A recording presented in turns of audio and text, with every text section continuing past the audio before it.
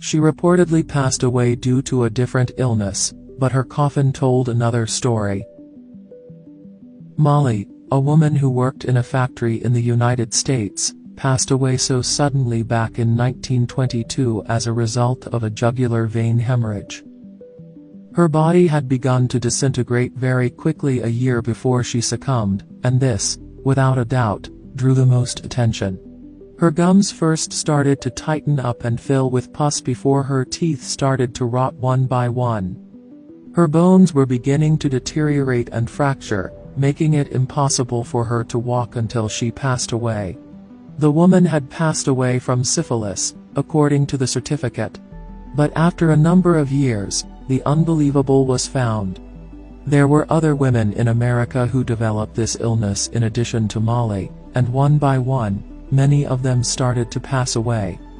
Nearly all of them painted luminous numbers at watch factories. They were paid 3 times as much as they would have elsewhere, so at first, it appeared like a good job. As a result, the women believed they could finally afford a better way of life.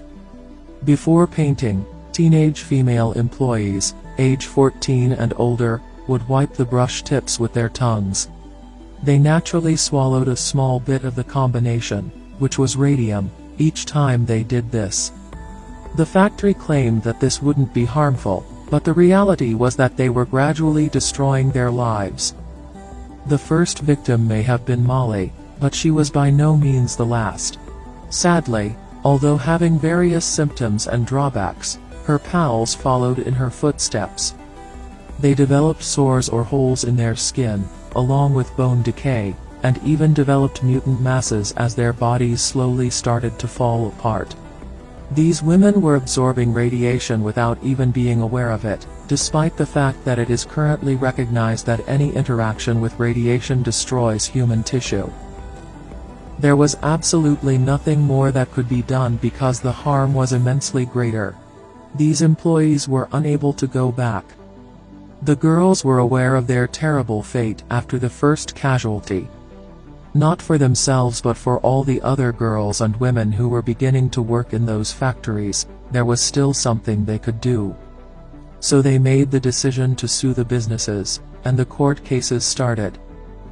The women had to provide evidence that the business had misled them and that the radium was to blame for their illnesses. However, in order to demonstrate that this was untrue, factories were spending a lot of money on bogus research. They were also left out of Molly's certificate, which claimed that syphilis had claimed her life but listed a variety of symptoms instead. Indisputable evidence linking radium to the poisoning the women experienced when they opened some of the coffins, including Molly's, was provided by one Harry Samarlaham some 3 years after Molly's passing. No further doubts existed. The women had painted the numbers with their own hands when they learned it, and the bodies still glowed with that distinctive radiance. Extreme measures were taken in their battle. As a result of the media's exposure of it, the firms were forced to admit the truth even though they had been lying and faking autopsies. A number of women's demises were blamed on the factory owners as early as 1938. What outcomes did this victory bring about? Since those women were able to demonstrate the integrity of their claims, the way in which workers worked has undergone a total transformation. Security for employees is now required of all businesses, organizations, and factories. Unbelievably, many of the advantages that today's employees enjoy and that are acknowledged all around the world are all thanks to them. Regrettably, history has completely forgotten about all of these ladies, including Molly. Nevertheless, this tale served as a brief reminder that everything in the world now might have once been in a truly fantastic world.